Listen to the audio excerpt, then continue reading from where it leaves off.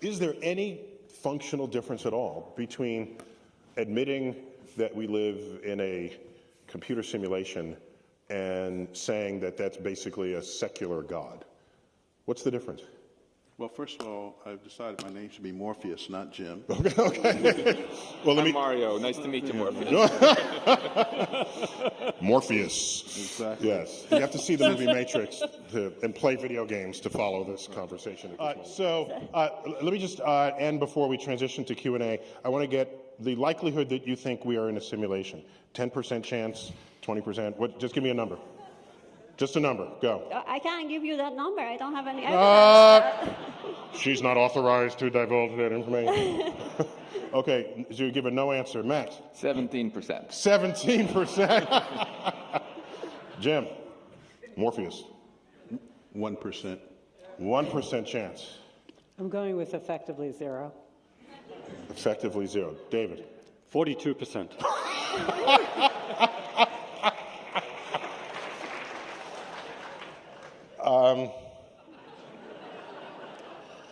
So I think the likelihood may be very high. And my evidence for it is just, it's a thought experiment, and it's simple. We'll just end with this reflection. And I'm elsewhere, like on YouTube, saying this, so you can check it out again later if you choose. I just think when I look at what we measure to be our own intelligence, and we tend to think highly of it. Getting back to Jim's point, there's a certain hubris just even in how we think about our relationship to the world. And it's understandable, perhaps, even in the search for intelligent life in the universe. It comes with the assumption that we will find life that also thinks we are intelligent. Well, if we look at other life forms on Earth with whom we have DNA in common, there is none that we would rank ever in the history of the fossil record or life thriving today that we would rank with us and our level of intelligence. So given our definitions, we're the only intelligent species there ever was, because we have poetry and philosophy and music and art. And then I thought to myself, well, if the chimpanzee has 98 whatever percent identical DNA to us, pick any animal, doesn't matter, dogs, doesn't matter.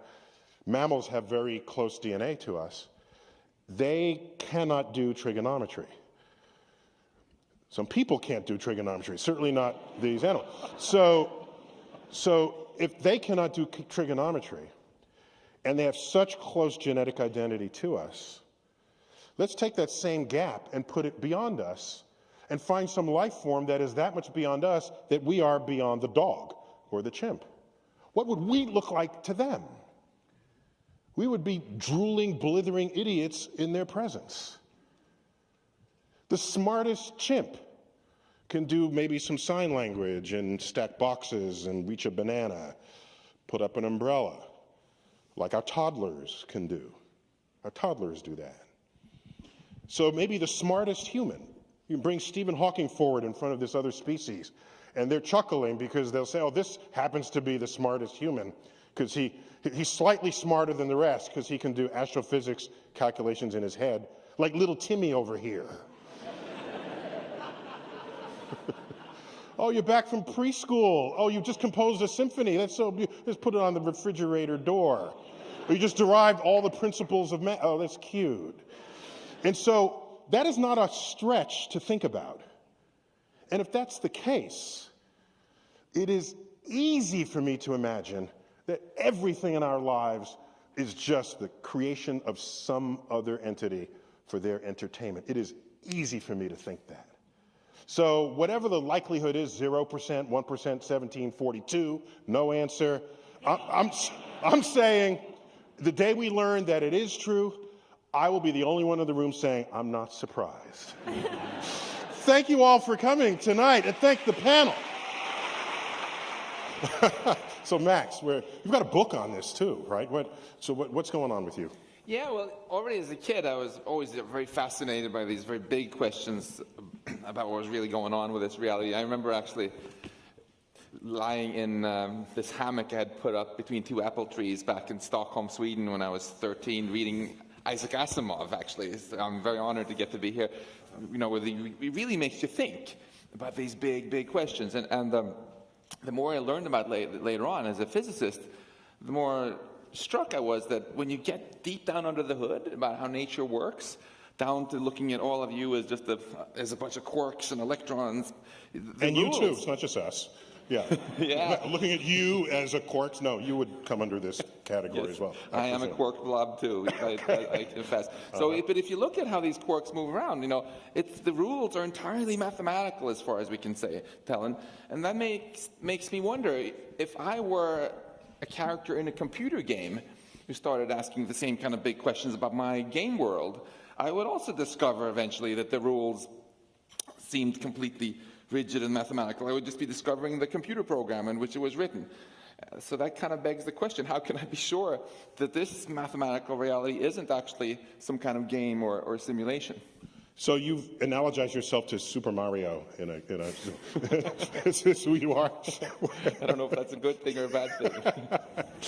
So Jim, I just remember you started all this a few years ago, in my mind at least, just triggering the idea that in your research you found things that forced you to consider the likelihood that somebody programmed us. Could you? Well, first of all, I would disagree with you. I'm not sure that somebody programmed us, but that's what you and I had a conversation where I pointed out that in my research, I had found this very strange thing. Physicists, I like to say we all belong to a company called Equations R Us, because that's how we make our living, is by solving equations. And so I was just going through solving equations, and I was then driven to things that Max knows about, these things called error-correcting codes. Error-correcting codes are what make browsers work. So why were they in the equations that I was studying about quarks and leptons and supersymmetry? And that's what brought me to this very stark realization that I could no longer say that people like Max were crazy.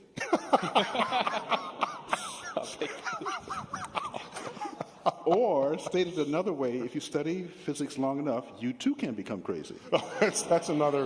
It's a corollary to that idea, yeah. And I'm also a science fiction fan, like Max who talked about his encounter with Asimov. I was reading at age 8 as opposed to 13, sir. Snapped! Got off the slow start. I was reading at age 8 a science fiction book by an author named Paul French. And some people in the audience might know that's a pseudonym for Isaac Asimov. Oh. So science fiction drove me into science in some sense. And then now in my 65th year of life, I find out I have to make friends with Max and people like that. So Lisa, I kind of brought you on the panel because I knew you're a rationalist in all this. And so I don't know what to expect. I just needed to anchor this in somebody who I knew was not going there. So Yeah, so I actually, well, I can't say I decided to be on the panel because I think I said, what date is it? And they were like, thank you for agreeing to be on the panel. But I have to say, I'm curious not so much about the question of whether we're a simulation, because I think it's only interesting insofar as there are ways to test it. And we can come back to that, I think, very much in terms of sort of how the laws of physics operate and whether we can actually distinguish that. But I actually am very interested in why so many people think it's an interesting question. Like, why is the audience here? Why is this panel here? Because really, to first approximation, we can't really distinguish it. So I think the interesting question is, why do we feel compelled to want this to be true or even think this could be true? And how do the laws of physics operate? And are there really ways that we could eventually test whether there is something that distinguishes just a true universe? But I should say, like, if the universe is a simulation, I don't understand why it gave me a cold today. Okay. And so my voice might go.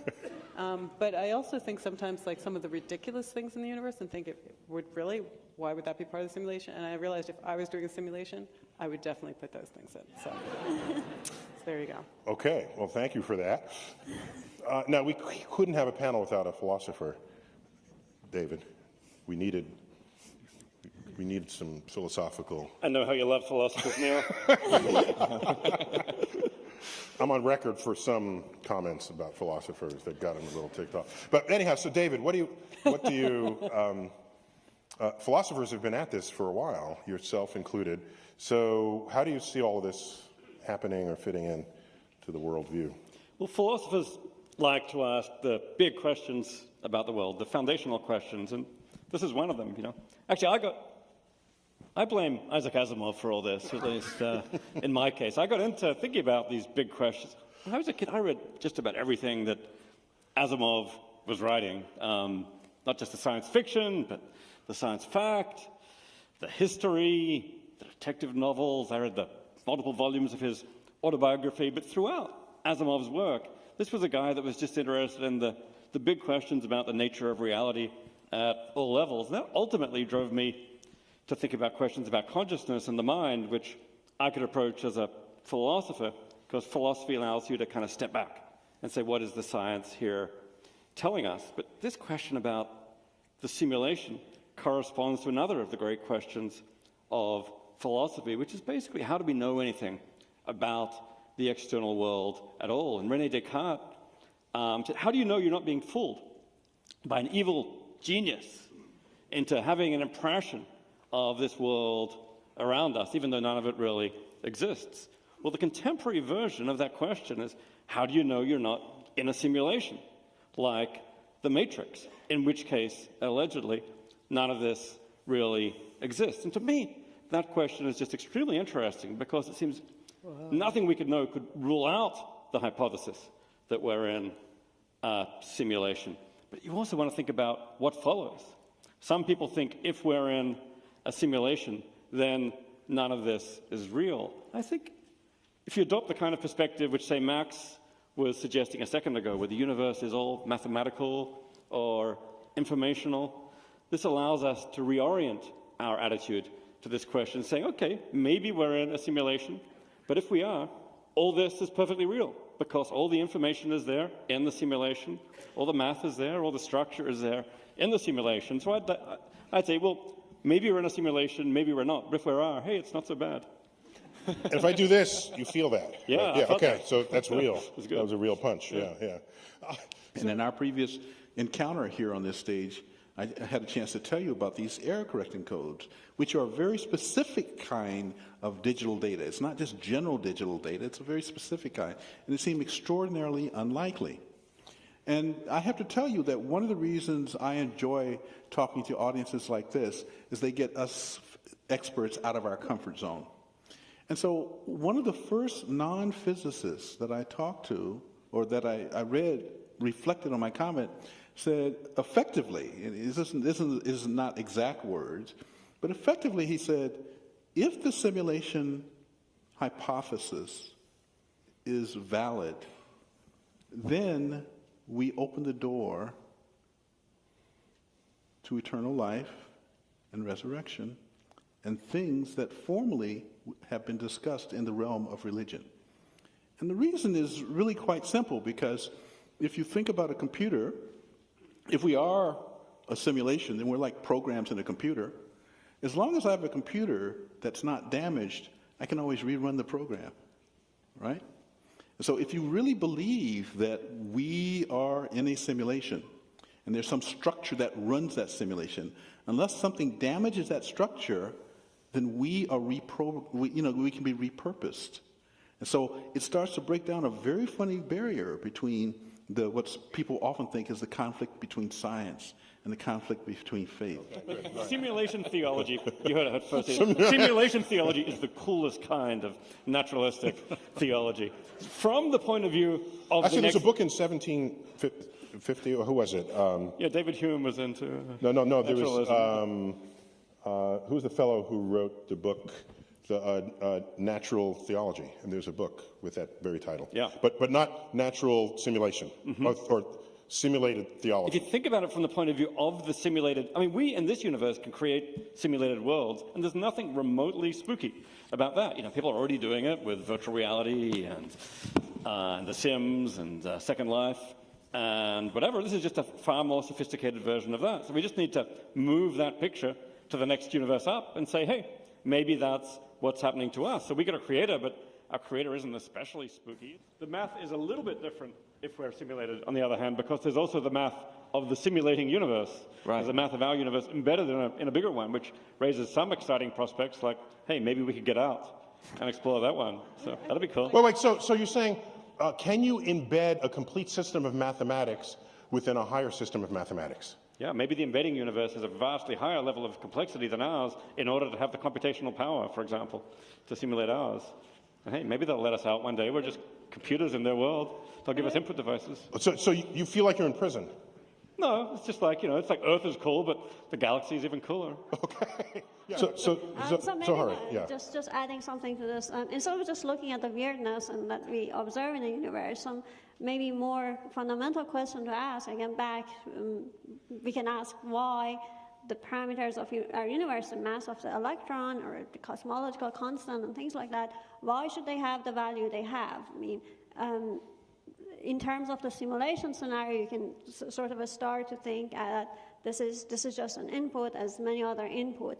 Or the other way to interpret it is that we don't know at a fundamental level what's going on. Maybe there is an embedding theory that would arise that is simpler, it has fewer input, or maybe just one, and then gives you the values of the standard model and all these theories that know to be exactly the same that we observe in nature. So I think you're onto something very deep there, Zora, and that nature actually, that infinity is just something we made up for convenience.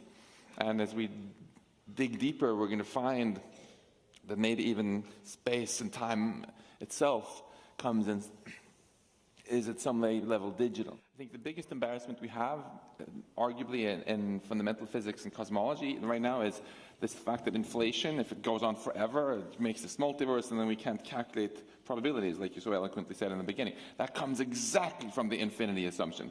The idea that you can take a piece of space and just keep stretching it into twice the size, forever. Right here, yes. Hi. So we briefly discussed infinity and how it relates to this topic, but I was just wondering on the other end of the spectrum, why is nothing not a thing? Why is there not nothing when you come down to the fundamental question? But we had an entire Asimov panel on that very subject. Where were you? The title of that was called The Existence of Nothing. And we had all the experts on nothing on the stage at the time. I'm just saying. So, okay, maybe he didn't know that. So, I actually have a probabilistic argument. okay, so we'll entertain it, but go online. The whole thing is there. It's called The Existence of Nothing. Okay, yes. So in my book, Dark Around the Dinosaurs, I have a section on cosmology, and I actually talk about the probability of nothing. And I think nothing is just very unlikely. I mean, first of all, we wouldn't talk about nothing because we wouldn't be here. But nothing is just one point. If you think of a number line, 0 is just 1 point on it. And nothing is just, I would say, is very unlikely. And if you have an explanation of why there's nothing, then there's something there that allowed you to have the rules that explain it. So you're saying the act of posing the question of why there's something is proof that there could not have been nothing? Right, so there's two that's one, answers. crystal clear now. That's one answer, and the other answer is probabilistic. Okay, yes, sir.